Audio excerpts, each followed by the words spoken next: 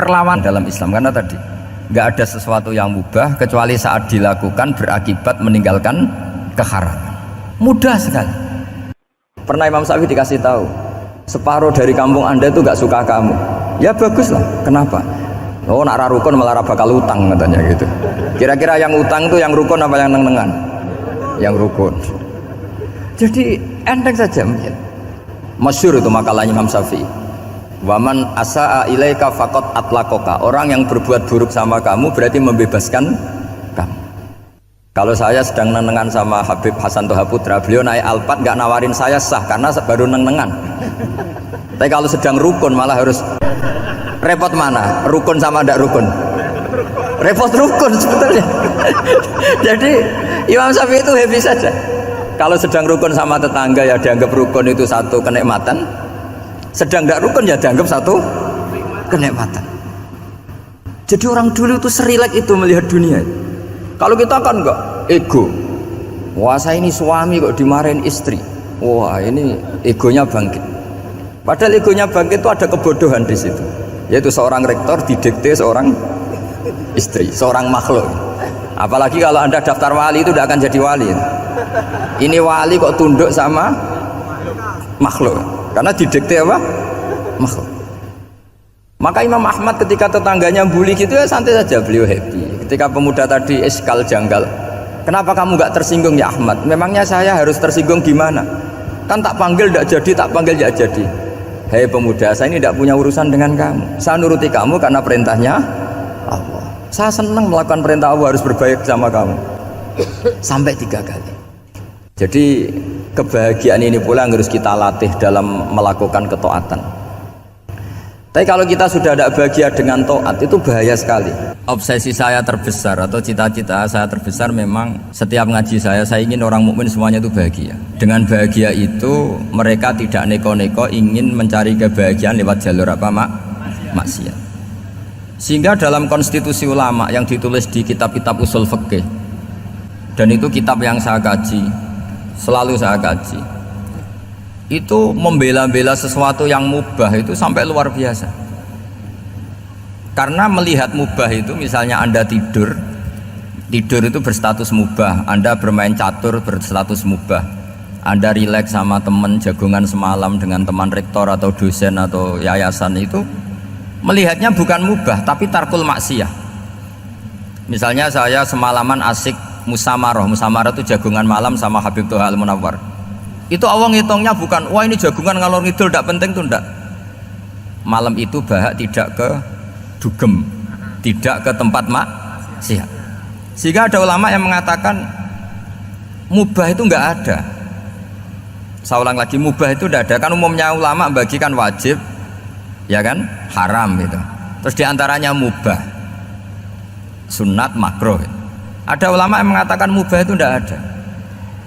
Kenapa? Logikanya begini, itsma min mubahin illa wa yatahaqqaqu bihi tarku haramimma. Karena tidak ada mubah yang anda lakukan kecuali saat itu pasti ditinggalkannya sebuah keharaman. Misalnya anda sedang jagungan sama istri di luar, di rumah, asik di rumah semalaman, mungkin bahas hal-hal yang ringan, mungkin melihat sinetron atau apalah yang ringan. Tapi di situ terjadi anda meninggalkan ke tempat-tempat maksiat. Sekarang ninggal maksiat itu wajib apa mubah? Wajib. Padahal anda sedang melakukan mubah. Nah itu dicatat oleh Allah itu tarkul haram, meninggalkan keharaman. Jika masyhur dalam cerita wali-wali itu, Abu Yazid yang seperti itu ibadahnya pernah tanya, ya Allah lalu yang makomnya orang seperti saya siapa? Karena beliau semalaman ibadah terus. Sama Allah dijawab, ya yang tidur di pinggir kamu itu. Abu Yazid, loh kok bisa ya Allah? Dia kan tidur terus. Ya kan dia tidur berarti meninggalkan keharaman. Ngomong sing potongan tukang maksiat tuh apik turu apik melek kira-kira gitu. Apik turu. Timbang sama nak melek pola wis turu ae kira-kira gitu. Jadi nggak usah dipaksa tahajud, dipaksa qiyamul lail itu. Iya kalau qiyamul lail. Kalau dapat informasi, oh kesini ikut saya, terus katut kan repot. Jadi perlawanan terhadap maksiat itu sebetulnya gampang dalam Islam, karena tadi nggak ada sesuatu yang mubah kecuali saat dilakukan berakibat meninggalkan keharaman. Mudah sekali. Jika banyak orang jadi wali itu karena melakukan mubah. Itu ada orang jadi wali itu karena sering makan. Ya makan-makan biasa itu. Karena ketika makan, ya Allah, betapa doifnya saya. Katanya saya presiden, katanya saya rektor, saya kiai. Ternyata kalau nggak makan tuh lemes. Apa hebatnya makhluk yang bergantung makhluk yang lain, yaitu makanan. Nah karena seperti itu terus dia al-laja'illallah, terus dia sungkeman ning Allah. Betapa lemahnya saya. Sebab itu ketika Quran mengkritik dan dengan tanda kutip kemungkinan Tuhannya Isa bin Maryam, itu ngeritiknya sederhana. Quran itu mal masih ibnu Maryam illa rasul qad khalas min qablihir rusul wa ummuhu siddiqah kana yaqulanit ta'am. Isa itu tidak Tuhan, wong dia makan itu. Kamu kebayang nggak misalnya punya Tuhan, wah tadi Tuhan mampir ke rumah saya, dia lemes, setelah tak kasih makan sehat lagi gitu. Itu kan nggak kebayang gitu. Tapi Tuhan marung di rumah saya, lemes tak gratisin, kayaknya tidak punya uang gitu. Setelah makan, wah gairah lagi. Kebayang nggak punya Tuhan seperti itu. Sehingga Quran kalau gojlok sederhana, karena yakulanit toh. Sehingga wali-wali itu kalau makan tuh sadar lemahnya dirinya, betapa dirinya tergantung makanan. Sesuatu yang tergantung itu artinya tidak hebat, tidak Tuhan. Jadi untuk menjadi wali, untuk menjadi dapat ridhonya Allah itu sebenarnya sederhana. Termasuk ada cara jadi wali yang agak kacau, tapi ini ya benar, asal niatnya benar. Itu Nabi Ayub, itu kan seorang nabi, pernah diuji Allah. Ini ada di Sahih Bukhari. Nanti kamu tanya hadisnya sahih enggak, ini ada di Sahih Bukhari. Kadang orang kota itu aneh, enggak ahli hadis tapi tanya sahih enggak gitu. Padahal andai kan dibodoni sahih ya ngandel saja gitu. Jadi kadang ya aneh, wong enggak tahu kok tanya gitu. Itu Nabi Ayub itu sudah kaya, pas itu sudah kaya, bukan cerita yang masih miskin, memang sudah kaya. Beliau di kamar dihinggapin satu belalang dari emas. Setelah belalang itu dikejar, ternyata yang jenis itu banyak, semuanya dari emas. Ngambil sana sini, ini yang kesak ini dipenuhin, saku ini dipenuhin, sampai banyak. Terus sama Allah digojlok, kamu itu nabi saya, kenapa kamu mengumpulkan harta sebanyak itu? Kamu itu nabi saya kok rakus? Jawabannya Nabi Ayub unik. Ya Allah, siapa yang bisa kenyang dari rahmatmu?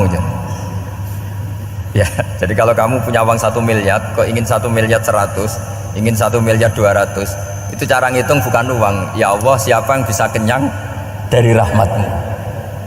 Karena rahmat Allah tidak terbatas. Sudah Gusti, tenang saja. Meskipun saya gini, rahmat Anda tidak akan habis. Sehingga waroi ada ilmunya, tomak juga ada ilmunya, termasuk ragus itu juga ada ilmunya. Misalnya begini, ini contoh ragus yang ada ilmunya begini. Ini saya beri contoh, mungkin yang boleh niru orang-orang soleh, kalau nggak soleh jangan. Imam Syafi'i, ini cerita nyata. Imam Syafi'i itu dulu ketika ngaji masih muda itu nggak suka sama guru yang kaya. Kebetulan dia punya guru miskin terus, namanya Sufyan As-Tsauri, itu miskinnya Masya Allah. Sufyan bin Uyainah juga miskin, jadi dia miskin punya guru miskin terus, sehingga idolanya ya sama guru-guru yang miskin. Suatu saat guru-guru ini menyarankan dia ngaji Imam Malik. Imam Malik itu kaya raya. Itu babutnya Imam Malik kalau diinjek itu mata kakinya tidak kelihatan saking halusnya. Itu Imam Malik tuh gaya. Kalau ngaji di kursi tinggi terus pakai bukhur, itu pakai dupa Arab yang mahal, pokoknya mewah kali Imam Malik. Terus dia mulai, ini kiai kok kaya. Kemudian setelah beliau alim tanya, saya harus ngaji siapa setelah ilmu jenengan habis, kira-kira gitu. Kata Imam Malik, sudah, kamu tidak usah perlu ngaji saya, kamu sudah alim alama. Terus Imam Malik datang ke Baqi. Zaman itu Baqi itu semacam kayak rentalan ya, semacam Grab lah kalau dulu itu. Mana kafilah yang mau ke Irak gitu. Ya sudah, terus oh kita mau ke Irak, ini antar ke Muhammad bin Hasan As-Syaibani. Itu dibiayai sama Imam Malik. Grabnya ya dibayarin, itu kafilahnya itu ya dibayarin. Imam Syafi'i disangoni surrotan min dhahabin. Jadi satu kepes uang dikasihkan. Itu pernah tak hitung semurah-murahnya itu sekitar 60 juta.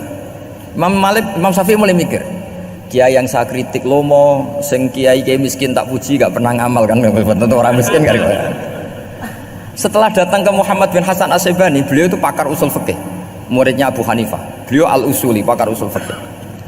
Itu Muhammad bin Hasan As-Syaibani itu kalau ngitung emas itu di ruang tamu. Uangnya miliaran, emasnya banyak. Dari kota ini dipindah ke kota ini, emas kalau ngitung di ruang tamu. Bukan di kamar, di ruang tamu. Imam Syafi'i tambah kaget. Imam Malik kayak gitu sudah soal, malah ini kaya raya. Setelah Imam Syafi'i kelihatan kaget, digojlok sama Muhammad bin Hasan Asy'ibani karena beliau senior. Atajabu min hadza, kamu aneh melihat ini? Iya. Kenapa? Ulama kok kaya raya. Terus kata Muhammad bin Hasan, ya sudah, uang ini tak kasihkan orang-orang fasik, ganti gue demenan, gue nyabu, gue macem-macem. Oh jangan, nanti dipakai maksiat. Oh jenengan mawon sing suka. Semenjak itu Imam Syafi'i rubah mindset. Kamu ridho kalau yang punya prestasi seperti itu adalah orang-orang fasik? Ridho enggak? Enggak kan? Maka didoakan ini. Nah itu namanya berpikir secara usuli. Kamu jangan hanya nuruti karena berpikir waroi terus kamu benci kekayaan, benci pangkat, benci apa, enggak bisa seperti itu. Karena pangkat dan kekayaan ketika dikelola secara kesolehan maka akan menjadi energi positif yang luar biasa. Semenjak itu Muhammad bin Hasan Asy'ibani berhasil mendidik Imam Syafi'i. Sampai akhirnya keterusan Imam Syafi'i berpendapat kalau orang Islam bisa bikin rumah tingkat kok punya rumah reot itu haram kata. Akhirnya keterusan. Kalau bisa jadi bupati kok jadi ketua RT juga haram. Karena al-Islam ya'lu wala yu'la alaih. Islam itu luhur bukan bisa diluhurin. Sehingga rata-rata orang Syafi'iyah termasuk kiai-kiai Indonesia itu rata-rata ya agak-agak politikus. Ya agak-agak kedonyan, mungkin sebagian ya kedonyan tenan gitu. Karena enggak ridho gitu loh. Kalau kesempatan itu dikuasai orang fasik kemudian menjadi kekuatan maksi. Coba kalau bupati itu orang yang fasik. Kemudian programnya supaya rakyat seneng semalaman dangdutan yang purno misalnya, supaya rakyat seneng dibolehkan dugem, dibolehkan judi. Tapi kalau yang jabat orang soleh kan ada beberapa perda yang menolak penyakit apa? Masyarakat. Jadi kamu jangan melihat bahwa kepangkatan ini hanya sebagai alat korupsi, alat otoriter, enggak. Asal kena orang soleh maka ini menjadi energi kesolehan atau energi positif. Sebab itu ketika Allah muji para nabi yang soleh, diantaranya disifati apa? Faqad ataina ala Ibrahim al-kitab wal hikmata, terus ayat wa atainahum mulkan azim. Dan Nabi Ibrahim dan keluarganya tak kasih kerajaan yang besar. Nah sekarang masih banyak orang yang cara pandang menyoal seperti itu salah secara usul fikih. Karena secara usul fikih kesempatan yang baik tentu harus diperjuangkan oleh orang-orang yang soleh, karena ini supaya jadi otoritas yang positif. Itu dulu ada latihannya. Jadi orang dulu itu gampang sekali ketika milih miskin ditanya, kenapa miskin? Saya ingin hisab saya ringan. Tapi ketika mereka kaya yang soleh, supaya harta ini tidak dipakai orang yang nanti dipakai maksiat. Kita misalnya orang soleh kok mau pangkat, karena kita ada ridho kepangkatan itu dipegang orang maksiat kemudian menjadi energi maksiat. Begitu juga seterusnya. Maka ulama dulu itu rileks. Sampai Syekh Nawawi Al-Bantani itu nanti bisa dicek di tafsir Qul hal yastawil ladzina ya'lamuna wal ladzina la ya'lamun. Beliau muji-muji ulama. Kemudian ada seorang yang agak hasud mungkin. Tanya begini. Hebatnya ulama itu begini-begini. Terus ditanya, tapi kenapa kita sering melihat ulama ngantri proposal di rumahnya bupati katanya. Sementara bupati nggak pernah datang ke ulama ngaji ihya. Jawabannya Imam Syekh Nawawi itu unik. Ya karena ulama itu tahu gunanya uang sehingga nyari uang untuk pondok, untuk masjid. Sementara bupatinya tidak tahu gunanya ilmu maka tidak pernah ngaji. Jadi ya ringan saja oleh. Jadi ya sudah seperti itu. Jadi kalau ada ulama kedonyan anggap saja karena tahu gunanya uang. Jadi kenapa ulama ngantri di kabupaten bukan bupati ngantri di ulama? Jawabannya karena ulama tahu gunanya uang, sementara bupatinya nggak tahu gunanya ilmu. Ya kira-kira gitulah. Ada ustadz tidak ganteng kesensem rondo cantik karena tahu gunanya ustadz itu.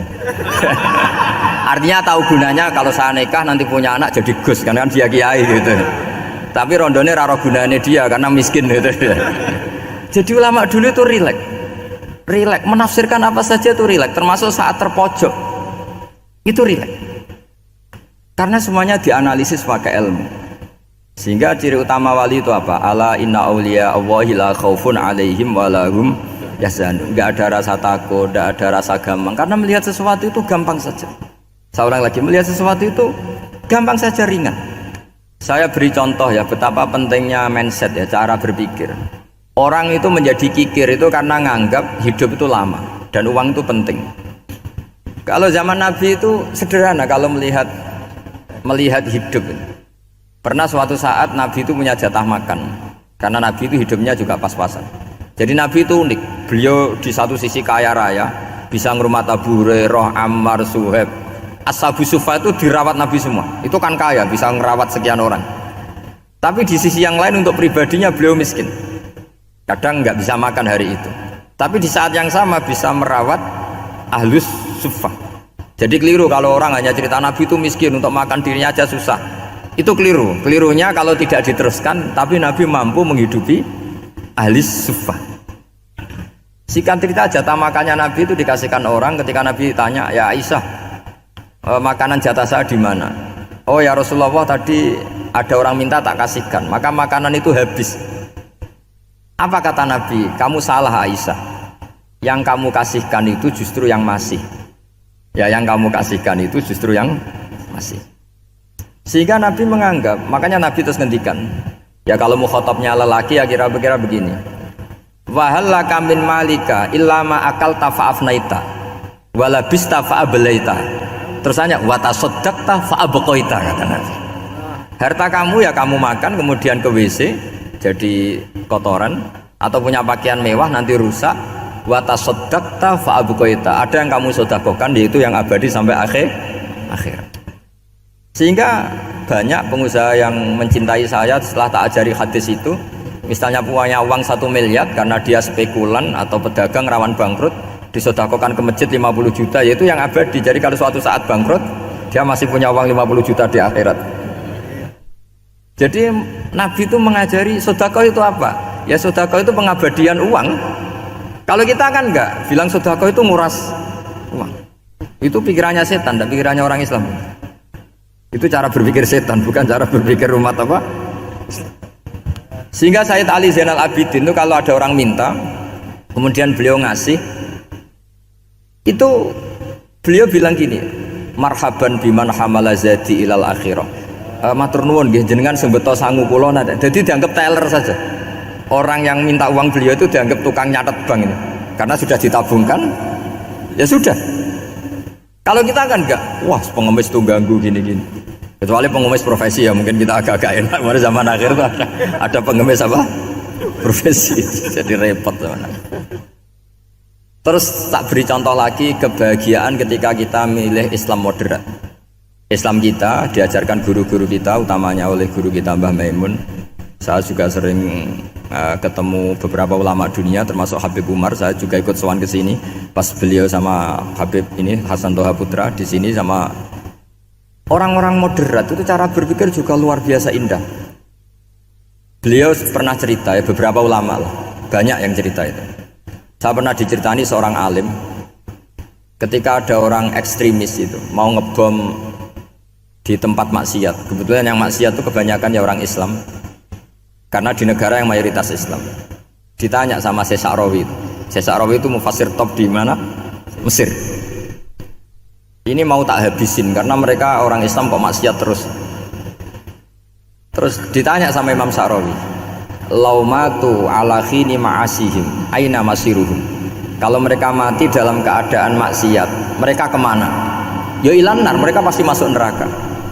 Terus ditanya sama Imam Sa'rawi, wahal masiruhum ilanar muradun nabi amlah. Punya umat maksiat kemudian mati masuk neraka, itu yang diinginkan Nabi apa enggak? Ya tidak aja. Ya sudah, enggak usah dibom, ditunggu tobatnya, kata. Karena kalau mati dalam keadaan itu ke neraka, dan itu tidak yang diinginkan Rasulullah Shallallahu Alaihi Wasallam. Terus ekstremis ini menjadi tobat, tidak berpikir ekstremis, Mas. Jadi orang itu harus berpikir mindset yang baik.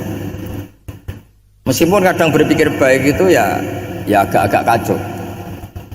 Ada seorang wali Majdub itu kalau berdoa agak kacau, tapi nggak bisa dibantah. Masyhur itu doa itu. Ini sekaligus ijazah, tapi kalau sebelum wali nggak boleh. Itu datang ke makamnya Rasulullah SAW. Terus doanya itu begini, ya Allah sekarang terserah engkau. Ya Allah sekarang terserah engkau. Jika saya kamu jadikan orang soleh, jika saya engkau jadikan orang soleh, maka surra habibuk, maka kekasihmu ini senang. Yang susah musuhmu yaitu setan. Tapi kalau engkau menjadikan saya orang fasik, maka yang susah kekasihmu, yang senang musuhmu. Jenengan punya dua pilihan itu. Wah itu kan doa tapi kayak teror itu. Ya jadi berdoa di Raudhah. Wah itu pasti mandi itu karena agak-agak maksa Tuhan itu. Ya Allah engkau punya dua pilihan. Jika saya jadi orang soleh, maka kekasihmu ini senang, musuhmu yang susah yaitu setan. Tapi jika saya jadi orang fasik, maka musuhmu yang senang, kekasihmu yang susah. Mohon terserah jenengan, mau menyenangkan kekasihmu apa menyenangkan musuhmu gitu. Kira-kira gimana? Kalau tertarik boleh doa itu dipraktekkan. Tapi kayaknya kalau copy paste itu nggak keren apa? Jadi dulu orang itu muamalah sama Allah dan Rasul itu rileks. Rileks itu nyaman karena ya tadi kul bi fadlillah wa bi rahmati fa bidzalika falyafrahu. Sehingga Imam Izzuddin bin Abdissalam itu ngendikan innalladzina yarmunal muhsanatil ghafilat. Di antara kebaikannya ibu-ibu atau mbak-mbak ini harus berstatus ghafilat. Perempuan-perempuan pelupa. Ghafilat itu pelupa. Pelupa dari kenikmatan maksiat sehingga mereka dengan taat. Misalnya ada ibu-ibu atau mbak-mbak atau juga bapak-bapak tahajud, kemudian nyaman dengan tahajud itu. Kira-kira terbersit enggak ingin maksiat? Enggak kan, karena sudah nyaman dengan tahajud, dengan taat. Maka dibutuhkan kenyamanan dalam beribadah. Sebab itu ala bizikrillahi tatmainnul qulub. Makanya saya termasuk kiai yang setiap ngaji itu happy, seneng. Karena ini untuk kampanye, seneng dengan ngaji, dengan taat itu sudah luar biasa. Kayak apa kalau mereka senengnya kalau nunggu melakukan maksiat. Jadi termasuk bentuk perlawanan kita terhadap maksiat adalah usahakan kamu tuh bahagia, senang dengan taat, istiqnas billah, mu'anasah billah, farah billah, itmi'nan tumakninah billah. Sehingga ini mencukupkan kita tidak berkebutuhan maksiat. Meskipun kita ya manusia, pasti suatu saat atau sudah pernah maksiat. Serah usah diceritakan lah, itu mesti gitu. Lah orang-orang dulu itu orang yang sukses mengelola bahagia ma'allah wa billah walillah. Sehingga wali-wali dulu itu jadi wali itu tidak mesti karena ibadahnya banyak, itu enggak. Mereka orang yang ibadahnya itu biasa sekali. Ulama-ulama dulu ibadahnya biasa sekali. Tapi qulubuhum ma'allah, hatinya itu ma'allah. Itu ada seorang wali itu jadi wali, Umar bin Abdul Aziz yang dikenal khamisul khulafa. Khulafa. Di luar Khulafa Ar-Rasyidin 4, di antara yang soleh adalah siapa? Umar bin Abdul Aziz. Itu ketika mau meninggal, itu senangnya bukan main. Itu semuanya nangis, beliau senang. Terus tanya, kenapa kamu senang? Memangnya saya kalau mati itu kemana aja? Ila khairi madhubin ilah, ke zat terbaik. Timbang urip mbek kowe bolet atau mbek arhamur rahimin gitu. Yaitu Allah Subhanahu wa taala. Jalaluddin Ar-Rumi ketika mau meninggal itu muridnya nangis semua, beliau marah. Kamu harusnya pesta karena saya mau ketemu kekasih saya, malah kamu tangisi, goblok sekali kamu, katanya. Jadi orang-orang dulu itu luar biasa. Karena tadi mereka tidak ingin ketemu Allah itu dianggap problem, harus sesuatu yang membahagiakan. Makanya wali-wali itu kalau berdoa begini, wa khairu ayyami yauman alqa kafih, dan jadikan hari terbaikku adalah hari ketika saya ketemu engkau ya Allah. Pernah dengar doa itu? Wa khairu ayyami yauman alqa kafih, dan hari terbaikku adalah hari saat ketemu engkau. Aman kan enggak? Sampai matiku wedi. Saya tidak tahu wedi dosa apa wedi Israel apa wedi malaikat siapa? Malik. Mungkar nakir. Sebenarnya tidak perlu seperti itu. Karena cara pandang Nabi itu ini bisa dipraktekkan. Kalau kamu orang baik, mati artinya apa? Ya baik, karena husnul khotimah. Kalau kamu orang yang buruk, itu kata Nabi, anggap saja mati itu akhir dari keburukan kamu. Nak kowe urip terus malah maksiat terus. Maka Nabi itu kalau ngajari kita berdoa gini, Allahumma ij'alil hayata ziyadatan li fi kulli khairin wal mauta rohatan li min kulli syarrin. Ya Allah, kalau saya hidup ya anggap saja ziyadah fi kulli khairin, berpotensi nambahi kebaikan. Kalau saya mati anggap saja ini akhir dari segala keburukan. Maka saya berkali-kali guyon. Makanya tradisi ulama-ulama NU, ulama-ulama pesantren, ya ada hanya NU, pokoknya ulama-ulama alim. Itu kalau ada orang mati, orang nakal gitu mati, ini saya gitu, itu hadirin mesti gak terima. Wah, api enang itu orang wakal. Tapi dipaksa sama kiainya, saya gitu. Lama-lama dipaksa, saya gitu. Padahal yang hatinya kiai, wis ra iso maksiat meneh, wis saya gitu. Karena dengan mati berarti saya sudah tidak bisa maksiat lagi. Jadi Nabi melihat hidup dan mati itu segampang itu. Kalau al hayata ziyadatan li fi kulli khairin wal mauta rohatan li min kulli syarr. Coba kita ke depan itu kan ada potensi zina, potensi korupsi, potensi maksiat. Yang bisa menghentikan potensi itu apa coba? Mati ya, udah pinter dia. Sudah maju berarti. Berani mati. Berani. Tapi jangan di sini ngel-ngelo panitia. Artinya yang selama ini kita risau dengan kematian, dengan apa? Nabi ngajari kita tadi. Allahumma ij'alil hayata ziyadatan li fi kulli khairin wal mauta rohatan li min kulli syarr. Ya Allah, jadikan hidup ini sebagai bekal menambah kebaikan, dan suatu saat kalau saya mati, semoga itu akhir dari segala keburukan. Jadi artinya Nabi itu ngajari kita itu positif terus. Sama seperti ulamanya tadi. Nak lagi rukun mbek tonggo ya sanggep ae kanca keapian. Nak nenengan ben ra utang ngoten. Dadi pokoke penak terus itu lho. Nak bojo lagi ngamuk alhamdulillah gak ngajak blonjo. Nak pas rukun ya alhamdulillah kok lagi rukun. Jadi gampang semua. Makanya ada seorang alim itu ngendikan begini, ada yang tanya, saya tuh dulu ketika kaya teman saya sering main ke saya, setelah saya miskin gak ada teman-teman yang ke saya. Dikira si Habib ini kebetulan orangnya Habib itu mendukung keluhan dia, ternyata enggak. Si orang alim itu bilang gini, malah bagus toh gitu, kowe wis melarat buruhe wong, ya sudah kamu miskin buruhnya orang lain, misalnya tukang manol di pasar atau tukang becak, kemudian teman-teman kamu datang malah kamu malu tuh jadi tontonan. Bagus kalau mereka lupa pas kamu miskin tidak ada yang lihat kata. Jadi apa ya, dianggap enteng saja gitu. Akhirnya orang ini nggak jadi ngeluh. Selama ini kan kita ngeluh ya ketika miskin teman-teman nggak datang. Coba kalau mereka datang pas kamu buruh bikin botol di orang lain, mantan bos buruh, malu nggak?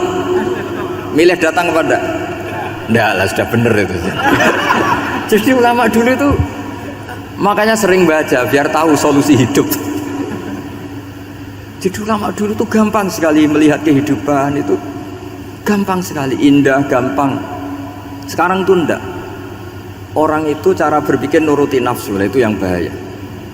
Makanya Quran ngeritik ara'aita man ittakhadha ilahahu hawa. Orang yang cara berpikir itu nuruti hawa nafsu.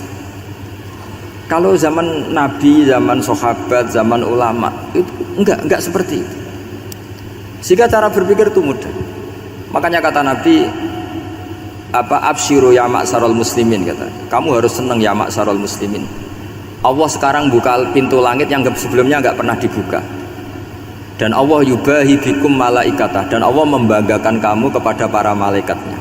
Kenapa?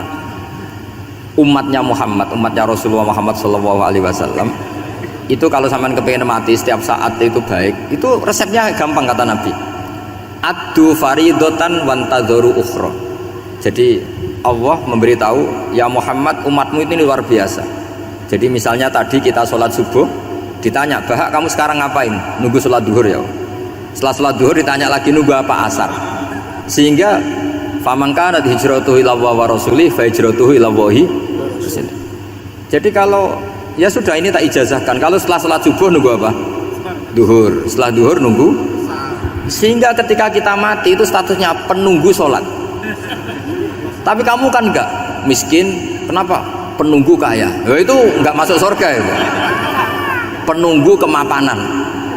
Berarti kan menunggu sesuatu yang seleranya nafsu. Beda kalau penunggu sholat, berarti kamu di dunia menunggu ritual ibadah. Maka diantara ijazahnya Nabi apa? Addu faridotan wantazuru ukhra, melakukan satu fardu kemudian kita menunggu tugas berikutnya. Jadi niati saja setelah subuh nunggu apa? Duhur. Setelah duhur meskipun kita di perapatan apa? Nunggu asar tapi ya asar betul, jangan nunggu tok pas asar enggak. Jadi sebetulnya umat ini gampang sekali. Jadi diantara kebanggaan Allah yubahi itu Allah bangga dengan malaikatnya adalah umat ini adalah addu faridotan wantazuru ukhra, melakukan satu fardu kemudian menunggu fardu yang lain. Dari mengkhidmati kampus, ingin mengkhidmati masyarakat, dari satu masyarakat lokal Semarang menjadi sampai sekarang sampai Banjarmasin, terus gitu, dari satu tugas ke tugas yang lain. Makanya Islam diajarkan setelah satu tugas selesai faida faruhtafan so. Jadi sehingga hidup kita itu dinamis, dari satu kebaikan menunggu kebaikan lain, dari satu kebaikan menunggu, sehingga hidup kita ngapain?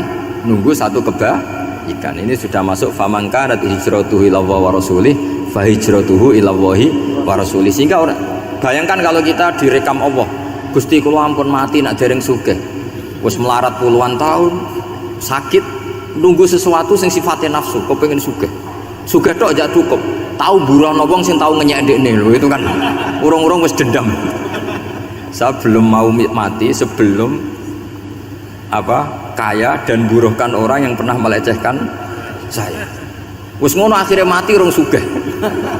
Berarti wis fakir matine hasud. Mau itu ngenes dunia akhirat kan kira-kira seperti itu. Kamu santai aja kalau fakir berarti meringankan hisab karena ada banyak harta. Yang mau dihisab papanya enggak punya apa-apa. Jadi saya mohon sekali ya, Islam itu mengawal kebahagiaan. Sebab itu sampai bahagia itu menjadi perintah Islam, qul bi fadlillah wa bi rahmati fa bidzalika falyafrahu. Karena dengan bahagia bitaat diharapkan orang Islam itu tidak bahagia atau cari kesenangan lewat jalur apa maksiat. Sehingga ciri utama wali apa? Ala inna auliya Allahi la khaufun alaihim wa lahum yahzanun. Sehingga ulama dulu itu rileks-rileksnya, termasuk yang saya ceritakan tadi, Imam Ahmad, Imam Syafi'i, itu melihat apa saja rileks saja. Ya tadi kalau disenangi orang ya barokah, punya kawan kebaikan, nak dineng ya barokah dineng di gedingi tonggo rada utang, ngeranjuk tulung itu. Jadi rileks saja. Masyhur itu Imam Syafi'i ngendikan, waman asaa ilaika faqad atlaqaka. Orang yang berbuat buruk sama kamu hakikatnya adalah membebaskan kamu. Atlaqo itu apa? Membebaskan. Enak gak jadi hidup gitu? Kalau kamu kan enggak, kok gedeng aku salahku apa? Malah kamu ujub tuh, orang kok gak tahu salahnya. Kamu jadi suami, istrinya ngomel, kurang apa saya sebagai suami? Ya kurang banyak, enggak ganteng, enggak kaya, ada ini. Malah kalau diterangkan malah parah toh. Ya sudah, rileks saja. Kalau dia ngomel ya tadi, alhamdulillah dapat pahala tanpa apa? Biaya. Terus ngomel kan butuh energi, paling yang tidak kuat 3 jam. Nanti juga berhenti apa? Sendiri. Terus ambil nilai positifnya, misalnya ngomel sama suaminya, bagus lah. Kalau ngomel sama tetangga malah kayak apa gitu aja udah. Jadi ulama dulu itu gampang sekali melihat hidup. Rasulullah ya gitu, melihat hidup tuh gampang saja. Ketika tanya, ya Aisyah apa ada sarapan? Tidak ada ya Rasulullah, ya sudah saya tak puasa. Jadi enteng saja. Kadang-kadang beliau ingin puasa, ya puasa sunat, ada sarapan nggak jadi puasa. Rileks. Nabi itu rileks. Kalau ngajari kebaikan juga rileks. Nah sekarang itu banyak orang yang karena mungkin kurang baca, Islam tuh kayak menjadi aturan yang bengis, yang repot, yang mengekang. Itu tidak seperti itu. Yuridu wa bikumul yusra wala yuridu bikumul usra. Allah menghendaki agama ini mudah. Sehingga ada sahabat di Imami Mu'ad itu baca Baqarah. Sahabat ini pekerja petani, mufarokoh ditinggal. Ketika Mu'ad lapor, ya Rasulullah ini ada orang munafik, tengah-tengah sholat mufarokoh saya ditinggal. Yang disalahin itu tidak yang ninggal tapi Mu'ad. Afattanun anta ya Mu'ad, kami itu tukang fitnah, masa ngimami petani pakai surat Baqarah. Jadi yang disalahkan ini imamnya. Kalau kamu jadi imam sholatnya ya yang cepat, maka makanya terus banyak orang kecepatan karena tadi. Jadi Nabi itu enteng sekali. Jadi apa ya, Nabi itu beda dengan yang kita bayangkan, beda. Nabi pernah ngaji di masjid, kemudian ada tetangga lewat pakai cangkul ke kebun, semua sahabat gerutu, ini orang tidak benar, ada Nabi ngaji ditinggal saja ke kebun, tidak ikut ngaji. Jawabannya Nabi, ndak, itu bagus, itu ikut sunnah saya. Kenapa ya Rasulullah? Dia kerja nyari halal, dan untuk menghidupi keluarganya itu juga ajaran saya. Sehingga yang ngaji ya ajarannya Nabi, yang nggak ngaji karena kerja mencukupi keluarga juga ajarannya Nabi. Segampang itu. Oh, kalau kayaknya kamu kan, wes gak roh akhlak kan gitu. Nabi rileks saja Nabi. Sampai bisa lihat itu di Ihya di bab Fadhailul Kasbi. Udan niku rahmat. Jadi nak sampean melayu saking udan berarti melayu saking napa? Rahmat. Cara berpikir niku udan niku rahmat. Terus termasuk tobat sing sah. Niku dawuh Imam Ghazali kon adus nganggo banyu udan sing ceblok langsung. Mergo nak liwat kenteng kadang kentenge iku hasil sumbangan proposal. Terus mun sing langsung mawon, sing liwat plastik mun mboten mandi niku. Mboten mandi niku sing niku mau sama niku. Terus dulu di antara syarat tobat niku dawuh Imam Ghazali iku adus udan sing perawan, maksudnya sing asli ceblok saking budi langit niku langsung sampean nombe. Nak tepak nggih tobat, nak mboten tepak nggih lara niku. Mergi asli. Terus kula matur nuwun sanget jenengan hormat teng Raden Asnawi. Beliau sekarang generasi keempat nggih, wonten sing generasi ketiga. Nasab kula kepanggih Raden Asnawi teng Asnawi sepuh. Terus Raden Asnawi gada bah namine Abdullah Husnen, terus Ibu Ayu Sofiah niku binti Asnawi sepuh. Kula buyut kula kandung damaran niku Hafsah binti Maksum bin Soleh bin Asnawi sepuh. Kenapa saya cerita zuriyah nggih? Dados satu peradaban. Ini bahasa Indonesia mawon nggih. Kersane gaul. Satu peradaban itu yang bisa bangun itu zuriyah. Zuriyah itu komunitas gen. Meskipun nanti komunitas gen itu bisa disadap atau dibajak oleh orang-orang yang tidak gen, jadi agak ilegal tapi itu sah. Karena sampean bisa misalnya kalah nasab sama saya, misalnya bilang nanti ketemu di Nabi Adam saja Gus gitu. Nanti pasti kita ketemu di siapa? Nabi Adam. Terus kedua, kekalahan nasab itu udah abadi, karena nanti setelah jenengan ditanya di kuburan bapak kamu siapa, itu disuruh jawab Nabi siapa? Ibrahim. Terus kekalahan nasab sampean nanti berakhir di kuburan, karena nanti dijawab siapa bapak kamu, disuruh jawab siapa? Nabi Ibrahim. Jadi yang punya bapak Karmen apa itu sudah selesai, sudah nggak dipakai lagi. Nanti pakai siapa? Nabi siapa? Ibrahim. Nah, kenapa saya cerita bahwa nasab gen itu akan disatukan oleh satu visi ilmiah yang objektif. Gini ku dawe Nabi Yusuf, wattaba'tu millata abai Ibrahim wa Ishaq wa Yaqub. Terus dawuh Nabi Yusuf, maka nalana an nusyrika billahi min syai'. Jadi saya ngikuti leluhur saya. Ini dengerin ya, saya ngikuti leluhur saya, yaitu Nabi Yaqub bin Ishaq bin Ibrahim. Leluhur saya itu siapa? Maka nalana an nusyrika billahi min syai', yaitu keluarga besar yang tidak pernah melakukan kemusyrikan. Ya, keluarga besar kami punya tradisi tidak pernah melakukan kemusyrikan. Dan bahkan itu dibahasakan tidak mungkin kita ini melakukan kemusyrikan. Maka nalana itu kira-kira kalau bahasa Indonesia itu kita ini tidak mungkin melakukan kemusyrikan.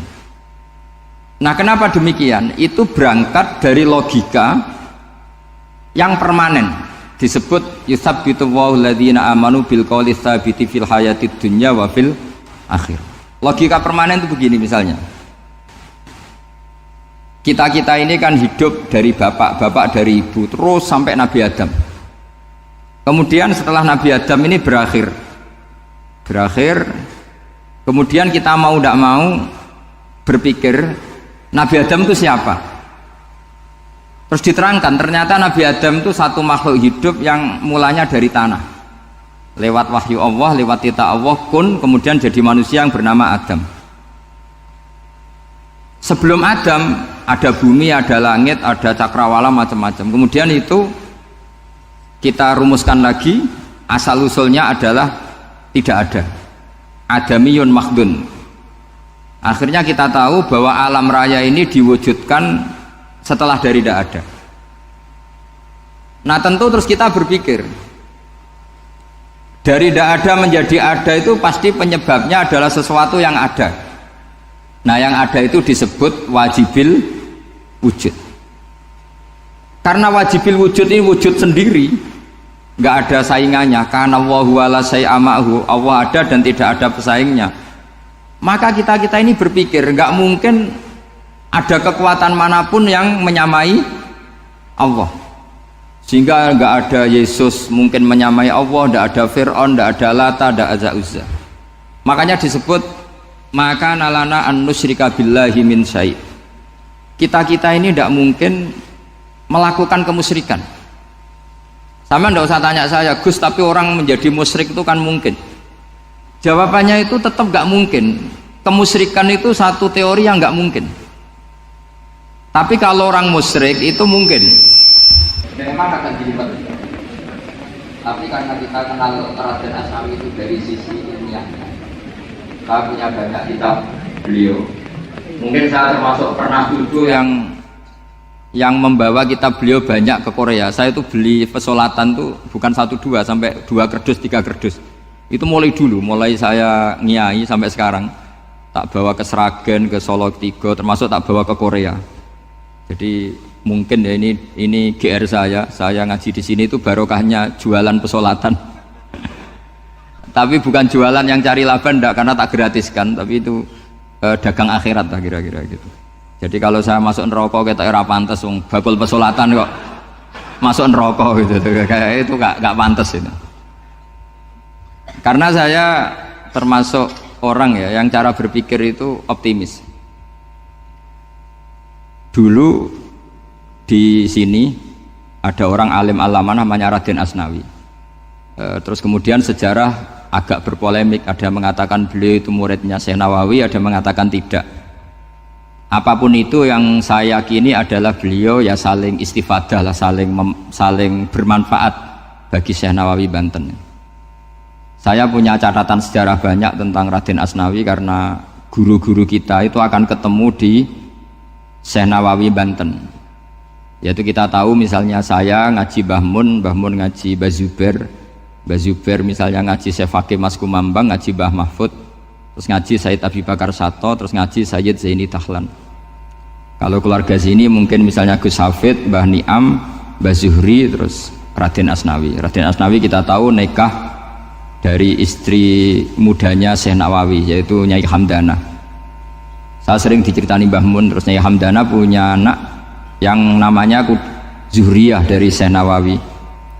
Kemudian setelah dinikahi Raden Asnawi punya anak namanya Zuhri, Minan, Niam, terus sampai ke Gus Hafid itu, Hafid bin Niam. Kenapa saya cerita ini? Karena kealiman itu adalah sesuatu yang dibanggakan Allah. Imam Amudi itu ulama ahli matematika. Jadi ada ulama itu ahli matematika. Dia nggak pernah ngajarkan pesolatan, zakat, sholat, tapi dia ngajar matematika. Kemudian dari matematika itu beliau menjadi ahli tauhid. Sehingga nanti Mungkar Nakir itu nggak akan tanya dia marabbuka wa manabuka, karena dia punya rencana. Yang ngajar tauhid itu saya, kata. Jadi kalau dia malaikat akan marabbuka, pangeran kamu itu siapa? Malaikat malah dilawan. Kamu pernah ngajar tauhid? Saya ini guru tauhid. Singkat cerita, saking keramatnya Imam Amudi, kata Allah, ya Amudi, presentasikan ilmu tauhid yang lewat jalur matematika ke semua malaikat saya. Semua malaikat saya tahu cara berpikir matematis. Karena malaikat itu imannya itu iman mauhibah, karena dia malaikat. Ya iman karena tahu neraka, tahu surga, terus dia iman. Kalau kita enggak, kita iman tuh pakai logika, jadi lebih keren. Loh betul. Malaikat itu ketika bangga, ya Allah, apa ada orang yang imannya di atas kita? Jawabnya Allah ada. Siapa? Ya orang-orang kudus, kata Allah. Kira-kira gitu. Kenapa? Ya betul. Karena kamu iman saya itu wajar, kamu tahu saya. Tapi mereka nggak tahu saya tapi iman. Kenapa bisa iman ya Allah? Karena mereka punya logika, punya akal. Akhirnya Imam Mahmudi disuruh sama Allah presentasikan logika tauhid kamu lewat jalur matematika. Malaikat disuruh dengerin semua. Isma'u ya malaikati, ini mimpinya wali. Terus Imam Mahmudi mulai mengajarkan nisbatul isnaini ilal wahid wa nisbatus salasa wal arba'ah ila ma la nihayatalah niku binisbatin wahidah, yaitu far'un minal asli wa huwa al wahid. Mbok angka sebanyak apapun 2, 3, 4 sampai 1 miliar itu nisbatnya ke angka 1 adalah nisbatul far'i ilal asli, semuanya berasal dari 1. Maka hadhil awalim atau hadal alam ila ma la nihayatalahu, tetap semuanya ini cabang dari 1, yaitu wujud dari 1, yaitu Allah Subhanahu wa ta'ala. Sehingga semenjak itu ditiru sekian ulama, akhirnya malaikatnya mantuk karena kepastian kalau Allah satu yang diyakini malaikat itu sepasti logika yang dibangun orang-orang manusia ini, padahal tidak ngerti Allah Subhanahu wa ta'ala karena pakai akal. Sehingga di pondok itu orang harus ngerti mantek. Orang mantek itu ilmu yang jelimet tapi menyenangkan. Biasanya sing sinau ambek rokokan, sawangannya kayak filosof. Jadi paling gak agak paham dia alasan. Sementing nikmati rokok, tak pikir nikmati pemikirannya, ternyata nikmati rokok. Kayak kemarin saya datang ke resepsinya Gus Agil, saya itu tertawa terus karena dengerin Habib Mutahar. Saya membaca bahayanya rokok, setelah tahu bahayanya saya berhenti membaca. Tak pikir itu kan setelah tahu bahayanya saya berhenti merokok, ternyata enggak. Saya baca bahayanya apa? Merokok. Setelah saya baca, maka saya berhenti membaca, gitu. Bukan berhenti merokok. Itu ilmu kelas tinggi seperti itu harus mantap. Pernah beliau ditegur dokter, Beb, kalau rokok terus nanti mati. Tenang saja, saya masih bawa korek. Dikira itu kan orangnya yang mati, ternyata beliau enteng saja. Santai aja dok, saya masih bawa korek. Jadi saya bukan nyarankan santai rokok, tapi orang rokok itu memang punya logikanya sendiri. Kalau Banafek Hajen itu masih pernah bahasa juga, karena Banafek juga turunan Mbah Mutamakin. Hak, rokok itu haram tau ora? Nak cara kula darani haram sebuti bah. Lah iya, nak haram ya bener aku. Mulane tak obong, barang haram apike diobong. Jadi saya sama orang-orang sepuh itu tidak pernah menang. Jadi apa ya? Mereka itu orang yang sudah lama, gimana ya, mau dikatakan bulat itu ya, tapi memang nggak pernah kalah mereka. Ada satu kiai masih misananya Mbak Nafek, ini rokok 2 katanya. Bagi yang nggak ngerokok berarti membiarkan 2 haram masih. Bagi yang merokok berarti mengurangi haram. Kalah lagi ya. Jadi saya tuh pernah dibully 2 mbah saya karena 2 mbah saya ini rokok semua. Akhirnya saya sing nom ngalah gitu, karena saya tidak mungkin bilang sing waras ngalah karena kalah sepuh gitu. Jadi ya sudah, mau tidak mau harus bilang sing nom kalah. Tapi yang penting itu kita mendengar. Jadi ternyata sepinter-pinternya kita itu mesti kalah pinter sama yang sepuh-sepuh itu. Jadi kalau tahu bahayanya rokok lewat membaca ya harus berhenti merokok. Berhenti membaca katanya. Nah malaikat ini cerita lagi malaikat. Saya memang dari awal niat hormat Raden Asnawi karena buyut-buyut beliau itu ketemu di buyut saya. Saya ini turunan Mbak Asnawi sepuh. Terus cuma buyut saya itu nikah Lasem, terus saya keceluk cucunya keluarga Lasem. Sebetulnya saya juga cucu Kudus. Tapi terus alhamdulillah sekarang kembali karena buyut saya menyuruh saya ngajar di Damaran, terus sampai sekarang saya ngajar di Damaran. Tapi buyut saya itu masih lahir di Damaran. Namanya Mbak Hafsah, itu Hamsah binti Maksum bin Soleh bin Asnawi sepuh. Sama seperti nasab di sini Raden Asnawi, Mbak Abdul Husnan, terus Nyai Ayu Sofiyah, terus Mbak Raden Asnawi. Saya mau cerita, jadi ilmu itu lebih keren kita. Sehingga Rasulullah SAW pernah ngendikan, saya ini rindu sekali li ikhwani, kata Nabi itu ikhwani. Kata sahabat bilang, alasna ikhwanaka ya Rasulullah, bukankah kita ini saudara kamu, saudara engkau ya Rasulullah? Tidak, antum ashabi, kamu itu sahabat saya. Siapa teman-teman kamu itu ya Rasulullah? Yaitu kaumun yang tidak melihat saya kemudian iman kepada saya. Jadi mereka seperti kita semua di Kudus ini tidak melihat Rasulullah SAW, tapi iman sama Nabi. Dan ketika malaikat yubahi bikum malaikah, Allah bangga dengan malaikatnya, membanggakan kita. Sampai malaikat tuh sentimen, kok bisa ya Allah? Ya karena tadi, kamu iman sama saya wajar, karena kamu melihat surga, melihat neraka, melihat aras. Sementara orang Kudus coba ngelihat apa? Paling simpang 5, apa simpang 7 itu. Tapi imannya nggak kalah dengan malaikat. Kenapa nggak kalah? Karena tadi kita diajarkan bahwa nisbatul isnaini wassalasah wal arba'ah ila ma la nihayatalaha itu sama-sama nisbatul far'i ilal asli. Tetap yang asli adalah angka 1. Jadi nggak mungkin aslu hadhil asya nggak dari Allah itu, nggak mungkin. Tetap dari zat yang satu. Kemudian tentu ini bukan nisbatul walad ilal walid, anak ke bapak tentu enggak, tapi nisbatul khaliq sama makhluk. Tapi apapun itu pasti satu. Sehingga Imam Amudi akhirnya masuk surga lewat jalur itu, tidak usah lewat pertanyaan man rabbuka wa man nuka. Kelasnya disuruh ngajar malaikat. Saya punya rencana jadi pengajar malaikat nanti itu kan. Jadi orang-orang Kudus yang dapat barokahnya Raden Asnawi nanti jangan mau kalau ditanya man rabbuka wa man nuka. Kelasnya itu harus apa? Jadi gurunya malaikat. Karena bapak kita Nabi Adam itu keren. Nabi Adam itu adalah orang yang disuruh Allah, dipresentasikan, dibanggakan Allah di depan para malaikat. Ketika ada malaikat yang agak hasut, tapi itu tidak malaikat papan atas, malaikat yang kebanyakan.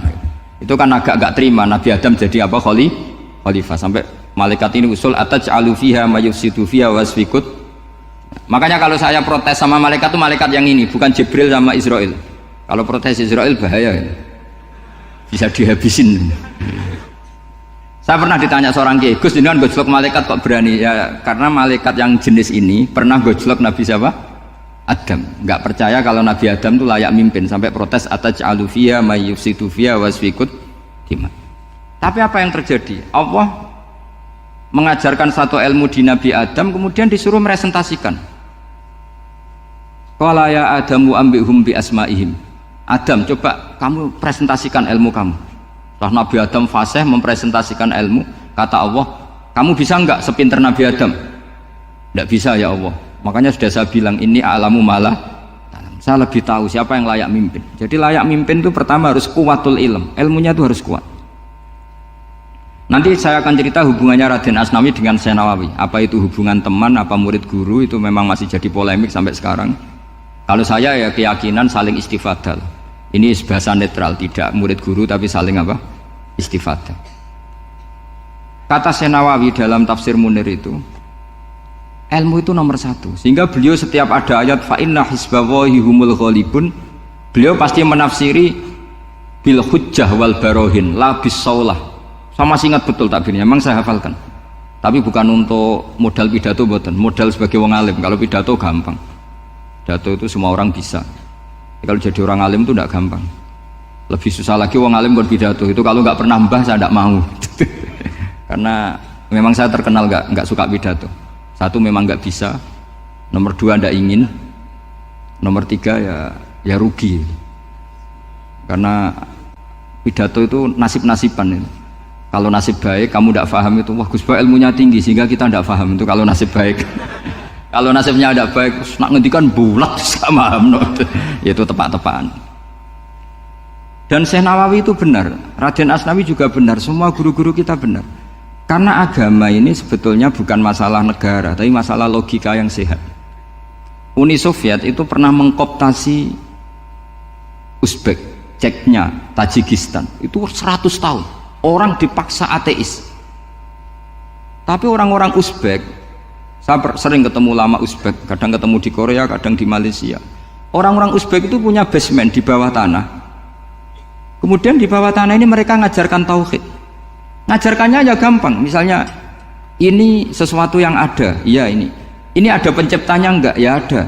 Siapa? Tukang katanya. Yang penting itu nggak ada logika bahwa sesuatu yang ada disebabkan oleh ketiadaan. Lah orang komunis, orang ateis itu orang yang mengatakan alam ini didahului oleh nihilisme, oleh adamiyah. Masuk akal nggak sesuatu yang ada, penciptanya sesuatu yang tidak ada. Sehingga orang anak-anak Uni Soviet itu nggak pernah kepikiran membenarkan ateis, itu nggak pernah. Bareng Uni Soviet ada itu Glasnost Perestroika itu kemudian hancur, semuanya langsung menjadi negara Islam, termasuk Uzbek, Tajikistan, karena diajari ilmu, bahwa ilmu itu yang nggak pernah kalah oleh negara. Sehingga saking pedenya Rasulullah SAW ketika Sulhul Hudaybiyah, ini agak jelimet tapi gampang dicerna. Sulhul Hudaybiyah itu satu perjanjian yang semuanya merugikan Rasulullah, yaitu kalau orang kafir masuk Islam disuruh kembalikan ke kafir, karena kafir itu bagi mereka habitat, Islam itu hal yang baru. Tapi kalau orang Islam menjadi kafir nggak boleh kembali Islam, berarti kembali ke habitat. Semua perjanjian itu merugikan. Sampai masyhur Sayyidina Umar protes ke Rasulullah, jenengan masih nabi. Itu kan ekstrim tanya, jenengan sampai sekarang masih nabi? Ya, saya masih nabi. Kenapa tanya demikian? Karena semua perjanjian merugikan Islam, menguntungkan orang apakah? Kafir. Semua sahabat sebetulnya persis Sayyidina Umar protes, kecuali Abu Bakar. Lama-lama akhirnya di antara perjanjian itu berbunyi begini, tapi saya minta satu hal, orang boleh mendiskusikan Islam tanpa tekanan. Itu saja permintaan Nabi. Orang boleh mendiskusikan Islam secara bebas, tidak tertekan. Karena orang-orang kafir melihat itu hal yang biasa, ya nggak masalah Muhammad. Akhirnya orang diskusi, Islam itu apa sih? Islam itu orang yang menuhankan Allah. Allah itu siapa? Zat yang menciptakan langit dan bumi.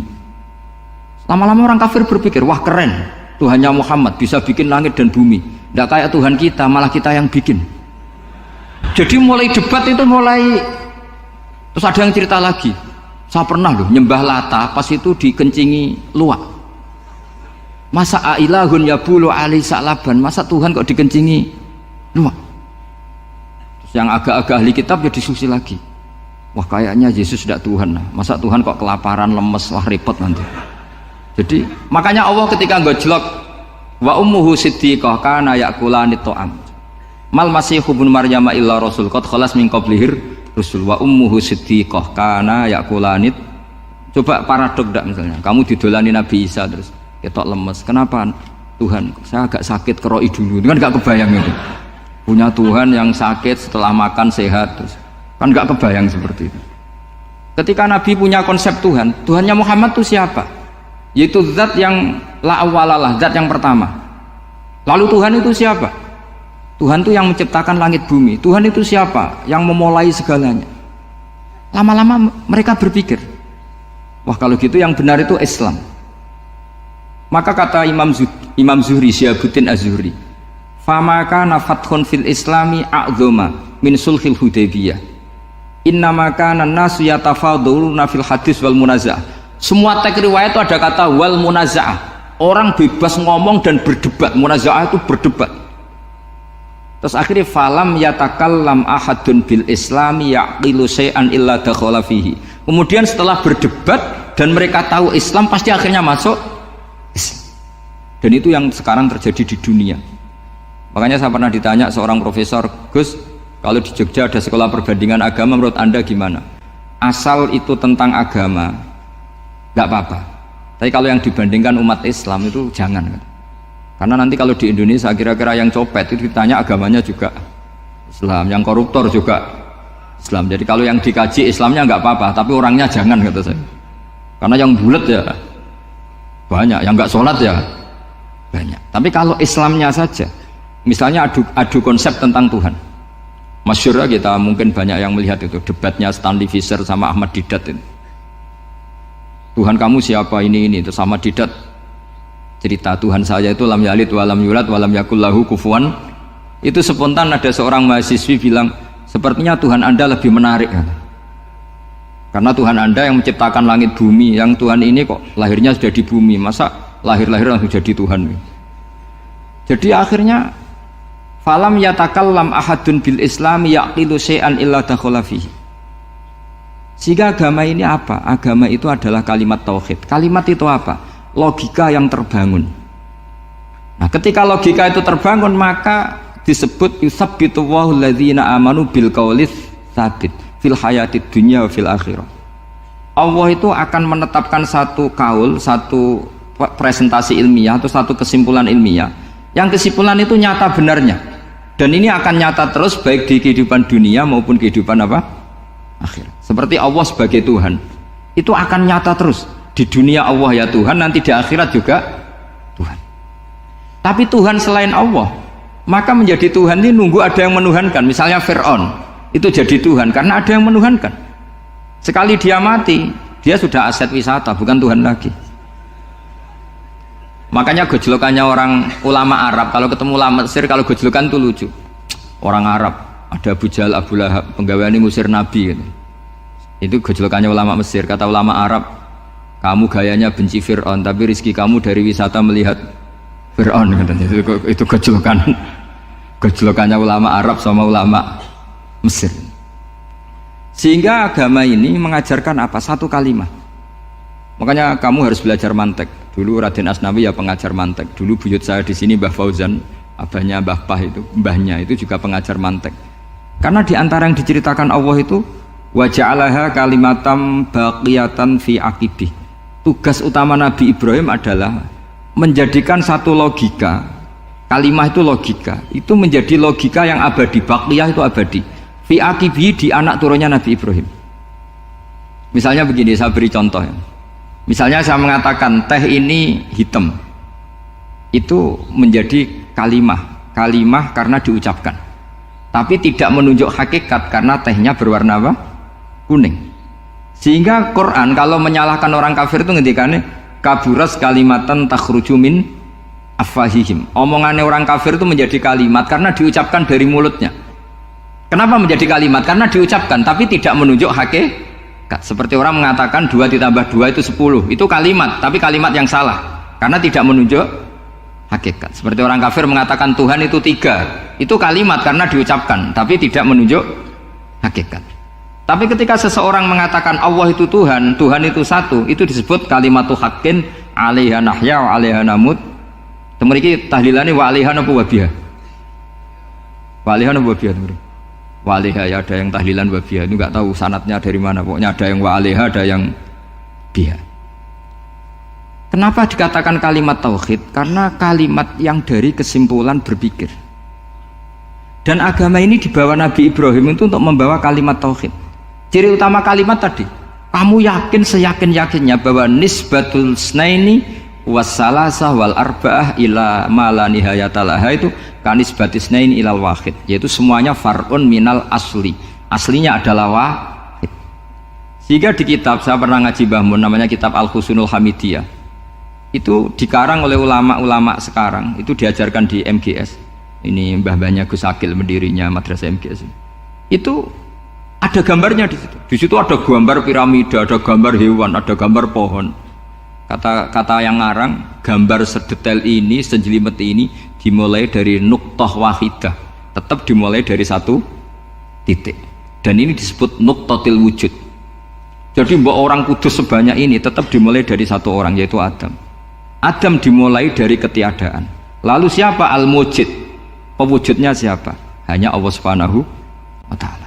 Sehingga ulama-ulama termasuk Syekh Nawawi itu paling suka ngendikan semua makna Quran dikumpulkan di Fatihah, Fatihah dikumpulkan di Bismillah, Bismillah dikumpulkan di Ba, karena di Ba itu ada titik nukdotil wujud, yaitu disingkat bi kana makana wa bi yakunu ma yakun. Karena saya, kata Allah, semuanya akan ada, dan karena saya yang enggak ada, semuanya suatu saat ada.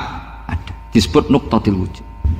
Nah, kita meyakini kalau Allah satu itu seyakin-yakinnya, karena nggak mungkin angka nggak dimulai dari angka satu. Begitu juga gambar seapapun julumete. Misalnya sampean gambar zaman saya kecil, gambar paling favorit itu apa? Kambing bertarung. Itu gambarnya kan susah. Daripada gambar kambing bertarung susah terus dibikin kotak saja, tembok. Kalau tanya gurunya, gambarnya mana? Di belakang tembok, Bu. Ini itu dulu saya diwarai anak-anak nakal ya. Jadi semua satu gambar itu disuruh gambar harimau, yang satu disuruh gambar kambing bentrok, yang satu disuruh gambar matahari, semuanya kotak semua. Ini itu Bu, gambarnya di belakang apa? Tembok, maka nggak kelihatan katanya. Jadi gurunya kalah cerdas. Yang guru itu sebenarnya nggak pernah menang, karena murid itu lebih pinter. Itu teman saya dulu kalau ngaji itu, kalau tes itu ngerpek, baca. Gurunya marah, kamu tes kok baca? Enggak ngerpek Bu, ini belajar di kelas. Katanya belajar kapan saja di mana saja. Acuh. Jadi apa ya, orang itu kadang yang salah itu lebih masuk akal kadang-kadang ini. Saya teruskan ya supaya ini dapat barokahnya Raden apa? Asnawi. Saya mohon sekali ya, kalimatul haqqin itu harus kamu jaga. Caranya jaga ya tadi. Kalau kamu tidak bisa ilmu mantek, misalnya al-alam mutaghayyir wa kullu mutaghayyir hadis la budda min muhdits, itu kan jelimetan. Pakai saja teori umum bahwa gambar apapun jelimetnya itu dimulai dari satu titik. Karena nggak bisa, nggak dimulai dari satu titik, tidak bisa. Maka alam apapun jumlahnya nggak terhingga, tetap dimulai dari al-wahidul qahar, yaitu satu titik. Yaitu dalam konteks tauhid tentu itu Allah Subhanahu wa ta'ala. Sehingga Nabi Ibrahim itu orang paling sukses bikin waja'alaha kalimatam baqiyatan fi aqibi. Terus Nabi Muhammad begitu, sahabat gitu, sampai kita sekarang diajari ilmu mantek. Ilmu mantek itu logika yang nggak terbantahkan. Karena mau tidak mau. Kata Imam Syafi'i, fa innal uqula muttarratun ila qabulil haq, karena akal akan dipaksa menerima kebenaran. Dan itu yang terjadi di Uni Soviet. Dikooptasi 100 tahun untuk berfaham ateis, dilawan oleh ilmu, tetap menanamkan ilmu tauhid, ilmu mantek. Ketika Uni Soviet secara politik runtuh, semuanya menjadi muslim, termasuk negara-negara yang dulu dikooptasi. Maka kamu tidak usah kecil hati di Indonesia, apapun rusaknya negara ini, asal kita cara bertauhid benar, insya Allah tetap meninggal husnul khotimah. Karena sudah janjinya Allah, yusabbitu walladzina amanu bil qaulits tsabit. Sing jelas itu nomor satu tuh al qaulits tsabit. Memang itu logika yang masuk akal. Jadi jangan kira semua orang ditanya amar rabbuka, enggak. Banyak ulama yang enggak ditanya, masyhur itu dalam cerita keramat-keramat. Ada guru tauhid ngajarin tauhid. Setelah ditanya mungkar nakir, Imam Malik datang. Kamu nanya ini, man rabbuka man nabiyuka, kamu tahu ini guru Umul Barohin yang tukang ngaji tauhid. Guru tauhid kok ditanya apa? Tauhid. Malaikatnya nggak jadi tanya. Dan saya percaya cerita-cerita seperti itu karena secara umum itu ala inna auliya Allahi la khaufun alaihim wa lahum yahzanun lahumul busyra fil hayatid dunya wa fil akhirah. Artinya kalau wali itu kok ditanya mungkar nakir berarti ngalami ketakutan. Karena di situ kan digambarkan mungkar nakir itu sewangar, bawa godam. Kalau yang tanya nggak bisa dipukul sampai ajur sak walang-walang. Pokoknya ceritanya kan seru seperti itu. Udah itu kalau betul begitu terus ayat la khaufun alaihim wa lahum yahzanun kayak apa? Makanya dalam kitab Nasaihul Ibad itu ada cerita ini. Sampean boleh nggak sependapat dengan saya, tapi semoga nasib sampean nanti digebuki malaikat. Karena orang itu akan mengalami seperti yang dirasakan. Ana indadzoni abdibi, saya tidak bayangkan akan ngalami itu. Makanya saya ini ngajar tauhid terus. Paling tidak kalau ditanya marbuka mana buka, sampai tahu profesi saya ini pengajar tauhid. Dan biji saya 9. Gitu. Dulu saya di MGS, kalau ada teman bijinya tauhid kok 4, terus ke ahli swarga, tauhidnya jeblok. Jadi kalau bijinya 4 terus ke ahli swarga, tauhidnya apa? Jeblok. Tapi yang bijinya 9, ahli swarga, tauhidnya itu, saya dulu bijinya 9. Terus 9 terus sampai tamat, karena nggak ada biji 10. Karena kalau 10 itu kan terlalu sempurna, nggak baik lah manusia kok sempurna gitu. Jadi sudah 9 aja kan gitu. Tapi sebetulnya pantasnya ya dapat 10. Mergo saake, mergo tenan nggak tahu saya. Di Nasaihul Ibad itu ada cerita gini, dan saya percaya itu. Di sarahnya itu, juga di sarah apa itu, yang di sarah Syekh Nawawi itu. Pokoknya saya kalau ingat Raden Asnawi pasti ingat Syekh Nawawi. Saya tidak memastikan apa murid guru, apa saling istifadah, yang jelas itu teman dekat, teman fil ilm. Sayyidina Ali itu pernah minta kasaf sama Allah. Saya percaya tidak semua orang ngalami marbuka ditanya itu. Ya Allah, saya minta kasaf itu ngerti alam gaib. Ingin tahu Umar. Jadi diam-diam Sayyidina Ali itu ya mangkal sama Sayyidina. Wong kok keras ngon. Angger wong kok tahu disentak. Jajal wani nyentak malaikat tora, itu kata Sayyidina. Jadi dia minta kasaf karena kenangannya dia melihat Umar itu semua orang pernah disentak sama Sayyidina Umar itu. Maka Sayyidina Ali minta kasaf. Ya Allah, saya ingin melihat Umar menghadapi mungkar nakir. Masih garangkah apa enggak? Itu dah, itu dah. Minta kasaf. Pas kasaf beliau bangun dari kubur, duduk. Dilihat sama Sidina Ali ini ngalami kasaf. Sama ndak usah tanya. Ndak wali kok tanya. Ya sudah pokoknya percaya aja. Akhirnya malaikat mungkar nakir datang. Itu di situ digambarkan matanya itu kalkidril mughalla, kayak apa itu? Panci yang dibakar. Wah, soal seru. Semua nang Sayyidina Ali. Baru ini kamu akan takut gitu. Tadi ternyata enggak. Umar bangkit disementak orang tua itu. Kamu tahu menghadapi siapa? Yang sopan gitu. Wah, sontak. Kuwaget malaikatnya itu karena enggak pernah ngalami disentak. Mungkin itu pertama gitu. Kuwaget. Memangnya kamu siapa? Saya ini teman kekasih Tuhanmu. Saya yang diandalkan temannya, sebenarnya bukan dia gitu. Ana sohibu habibillah, saya ini temannya kekasihnya Allah. Jadi dia mengandalkan temannya sebetulnya, bukan mengandalkan dirinya. Oh, kamu temannya Nabi Muhammad tuh? Iya, saya Umar, temannya Nabi Muhammad. Kamu harus hormat sama temannya kekasih Allah. Wah, terus semulai itu akhirnya matur Allah, ya Allah, apakah prosedur seperti ini bisa dinego? Terus sama Allah, oh iya katanya, kamu kalau menghadapi kekasih saya ya jangan seperti itu katanya. Semenjak itu beliau sopan santun, dua mungkar nakir gitu. Jadi ini berita gembira. Jadi sebetulnya itu enggak. Tapi kita ini kan enggak punya nyali nyentak mungkar nakir. Semoga dengan gelar kita doktor tafsir, doktor tauhid gitu, atau paling enggak guru kutsiyah tauhid gitu. Atau siswa terbaik dalam materi tauhid. Itu harus kamu bawa status. Jadi sehingga nanti ini saya ranking 1 tauhid, masa masih ditanya marbuka waman nabiuka. Dan itu menurut saya sah. Sama nggak usah protes takbirin di, susah usah takbiran. Pokoknya takbirnya adalah wali-wali itu la khaufun alaihim walahum ya, mereka tidak akan mengalami ketakutan baik kehidupan dunia maupun kehidupan akhirat. Bahkan para malaikat itu mengatakan ke wali-wali, nahnu awliyaukum fil hayatid dunya wa fil akhirah. Kita ini teman kamu, saudara kamu, mitra kamu. Masa mitra kok nutui, itu kan nggak fair. Dan menurut saya paling efektif itu apa? Kamu harus punya rumus tauhid kayak Imam Amudi menemukan Tuhan. Imam Amudi itu menemukan Allah itu lewat ilmu matematika. Dan itu Allah saking senengnya disuruh ngajari para malaikat.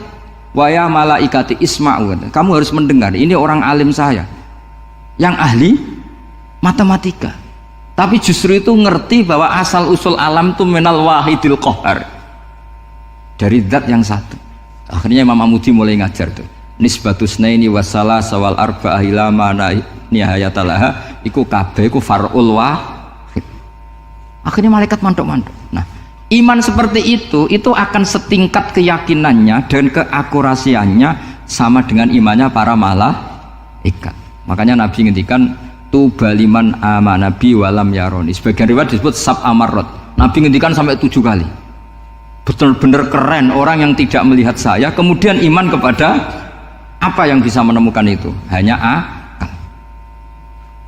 Misalnya contoh paling gampang ya yang dialami para ulama.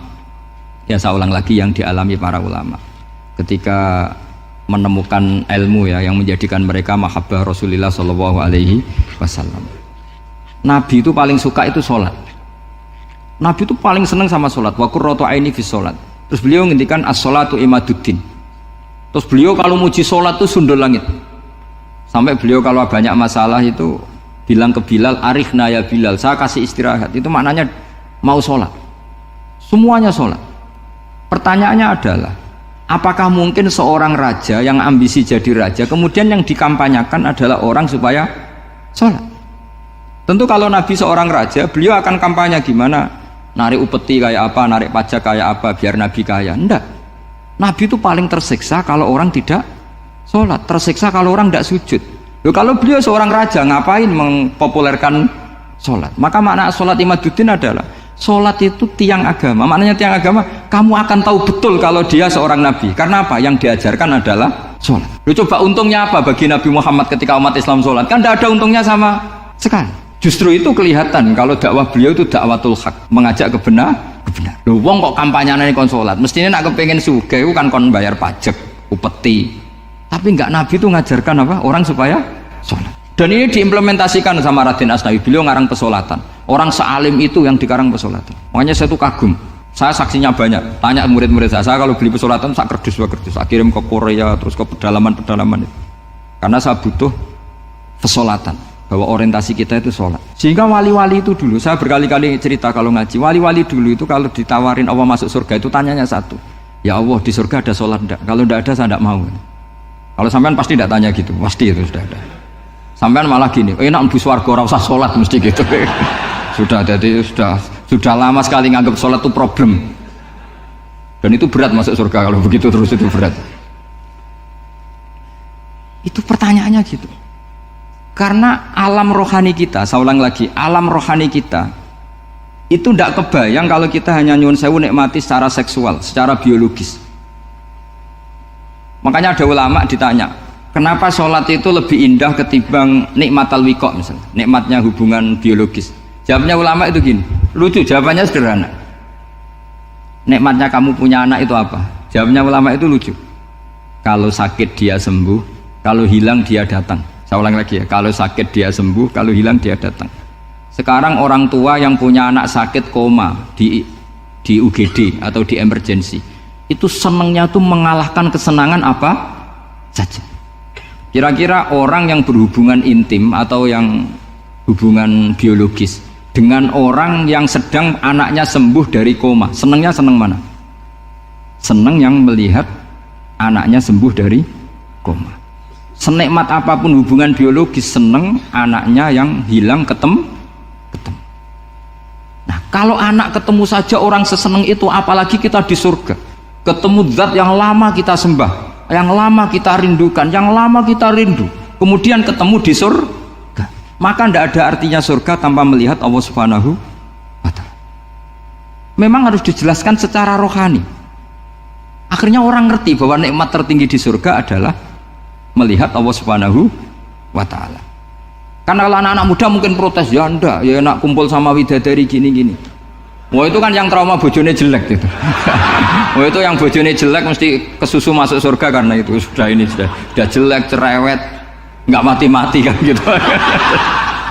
Terus dia ingin masuk surga mesti niatnya welek, mesti pikiran pertama itu kumpul widadari. Tapi ada ulama yang bikin analogi tadi, misalnya istri kamu cantik, kemudian anak kamu sakit, koma. Hubungan dengan istri sama dengar berita anak kamu sembuh, seneng mana? Seneng anak sembuh. Sama anak yang hilang, seneng mana? Anak yang hilang ketemu.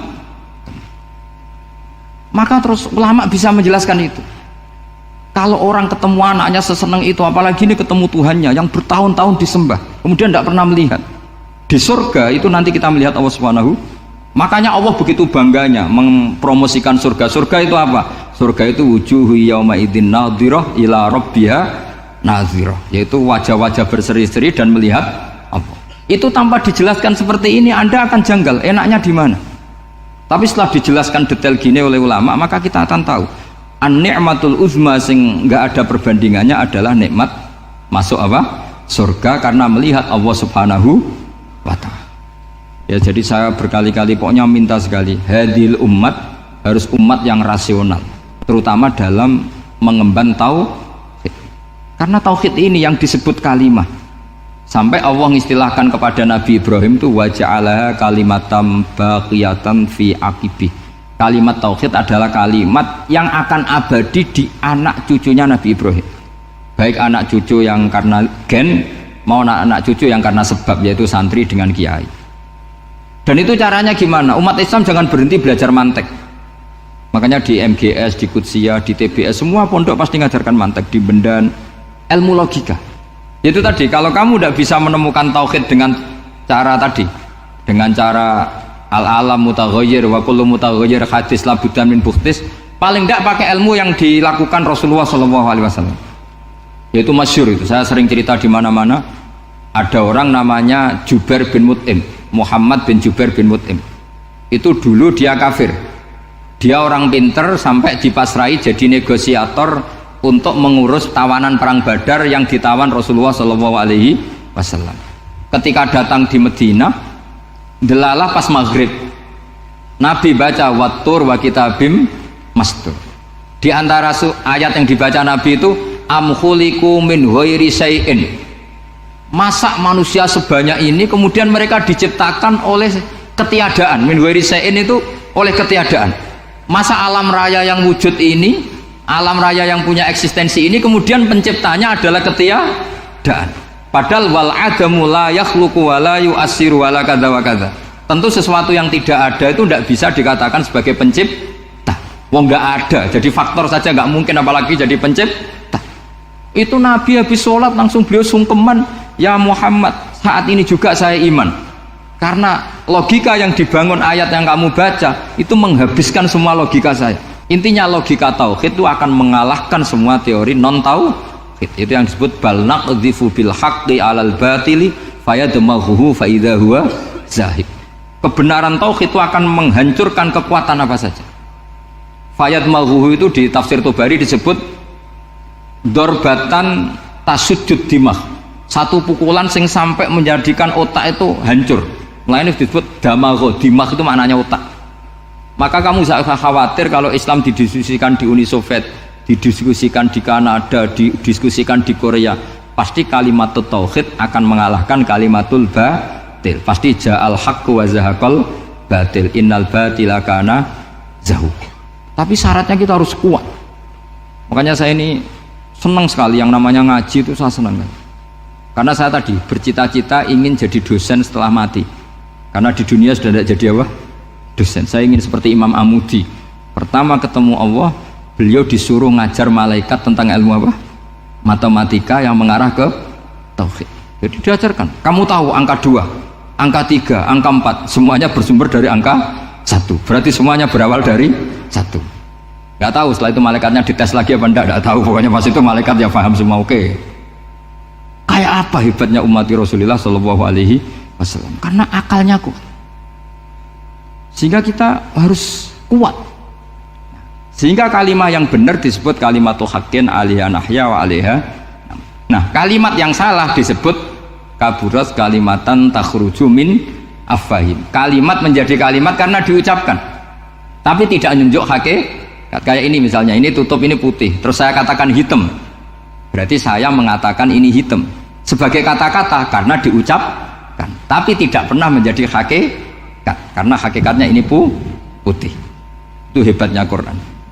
Makanya Quran kalau gue jelek orang kafir itu, gue jelek orang kafir itu sebut apa? Kaburas kalimatan takhruju min afwahim. Tapi untuk kalimat tauhid dikatakan apa? Yusabbitu walladzina amanu bil qaulif tsabit fil hayatid dunya wa fil akhirah. Sebagian disebutkan wa ja'alaha kalimatam baqiyah. Kenapa kalimat tauhid itu kalimat yang abadi? Karena Allah sebagai Tuhan di dunia juga sebagai Tuhan di akhirat, dan selalu Tuhan pada masa yang tidak terbatas. Itu disebut wa ja'alaha kalimatam baqiyah. Kemudian umatnya Nabi mengganti kalimat yang gampang. Allah punya sifat baqo, punya sifat akhir. Maksudnya akhir itu la akhirolah. Terus semuanya yang faham ya alhamdulillah, yang nggak faham dikon ngapal wujud kidam baqo mukhalafatul hawadisi qiyamuhu binafsi wahdaniyat kudrat irodat. Wes paham. Lah kok sing rada alim terus roh bedane iki sifat ma'ani iki maknawiyah. Cara Mu'tazilah ngene, cara ahli sunnah ngene. Wah itu sudah kejlimetan bocah. Sementing pokoknya wujud hitam. Nah, kenapa yang pertama yang disebut wujud? Karena yang membedakan kita dengan paham ateisme itu ya sifat wujud. Yaitu mereka mengatakan alam raya ini dimulai dari ketiadaan. Wah itu akal mana saja itu nggak bisa nerima, masa ketiadaan menciptakan sesuatu yang ada. Maka kata Ibnu Hajar al-Asqalani ketika mentafsirkan mensarai hadis, salasun mangkunna fihi wajata halawatal iman. 3 hal ini kalau kamu faham maka menemukan manisnya iman. Manis itu enak. Terus kata Ibnu Hajar al-Asqalani, masih ingat betul dalam sarahnya Fathul Bari, wa yusamma inda ahlil aql, misalnya al-iltizat al-aqli. Agama ini mengajarkan kenyamanan cara berpikir. Coba kalau sampean seorang doktor atau seorang profesor atau seorang pinter, kemudian kamu dipaksa mengimani bahwa alam ini diciptakan oleh ketiadaan, itu bisa tidur gak? Oh udah bisa tidur. Sampean misalnya orang pinter dididik di kampus atau dididik di pondok, alam ini yang wujud, yang menciptakan itu sesuatu yang tidak wujud, kamu bisa tidur gak kira-kira? Ini guru apa? Ini sarap ini. Mosok hadhil maujudat khalaqahal adam, sesuatu yang wujud diciptakan ketiadaan. Tapi agama ini membawa sesuatu yang menyenangkan untuk akal, yaitu hadhil maujudat khalaqaha wajibul wujud. Maujudat yang wujud ini diciptakan super maujud, yaitu oleh bahasa pondok disebut wajibul wujud. Kan terus seneng, wajar dong kalau sesuatu yang ada diciptakan oleh yang ada. Nah tentu ada pencipta, terus ada super, disebut wajibul wujud. Kan terus enak. Nah itu kata Ibnu Hajar al Asqalani disebut wajada halawatal iman. Sehingga kita tidak usah khawatir. Makanya saya itu termasuk orang yang nggak khawatir. Apapun rusaknya dunia ini, kacaunya dunia ini akan kalah dengan kalimatut tauhid. Karena kalimat ini ketemu apa saja pasti menghancurkan. Yaitu disebut bal naqdhifu bil haqqi 'alal batil fayadmaghuhu fa idza huwa zahid. Kalimat hak ini akan menabrak apa saja dan yang ditabrak pasti hancur. Makanya sama tidak usah khawatir misalnya ada negara ateis di Cina, di Korea, kita yakin asal yang diteliti itu agama Islam pasti menang. Nah yang susah kalau yang diteliti orang Islam, itu susah karena yang copet kadang-kadang ya umat, apalagi di negara yang mayoritas muslim, nanti copetnya, premannya, koruptornya semuanya beragama Islam. Makanya kita hanya punya pilihan dua itu, umat Islam dan Islam yang kumat itu dok. Kalau tidak umat Islam ya Islam yang kumat. Tapi kalau kalimat tauhid itu kalimat yang aman, tak jamin 100%. Sehingga saya itu kalau ditanya profesor Pak Bah, kalau suatu saat Indonesia jadi negara yang sangat terbuka, kemudian ada sekolah perbandingan agama, menurut Anda prospek Islam gimana? Saya jawab asal yang dikaji Islamnya bukan orangnya, pasti Islam tetap prospek. Asal yang dikaji apa? Islamnya, bukan orangnya. Kalau orangnya ya Masya Allah, ya itu tadi, kalau tidak umat Islam ya Islam yang umat. Ya ngoten mawon supaya niki mungkin untuk barokah napa Raden Asnawi, untuk barokah ngaji kalimat tauhid. Terus sampean kudana nih kula mboten sakake, tak anggap untuk rahmat ngoten mawon nggih. Terus karena tadi di antara syaratnya tobat kata Imam Ghazali itu pernah kena air hujan langsung turun dari langit. Ya itu jelas itu di Ikhya itu, karena ahalul halal adalah alma an-nazil minas sama. Halalnya barang paling halal adalah air yang pertama turun dari langit. Oke, semoga barokah. Assalamualaikum warahmatullahi wabarakatuh.